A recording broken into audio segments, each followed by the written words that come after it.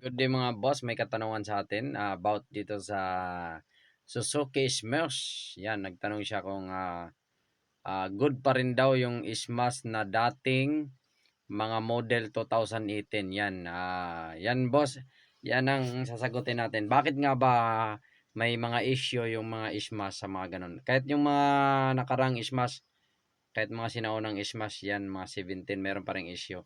Bakit nga ba yan? Karamihan kasi sa Smash, sa mga hindi nakakalam, sa mga baguhan lang, ang Smash kasi, Suzuki Smash 115 ay hindi po yan naka full wave. Yun lagi po issue ng motor pag hindi naka full wave, mahina ang kuryente.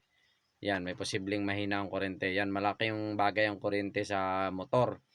Yan, may posible siyang nalulubat ang baterya, nasisira kagad yung charger kasi mahina nga naman yung kuryente at nasisira agad ang baterya.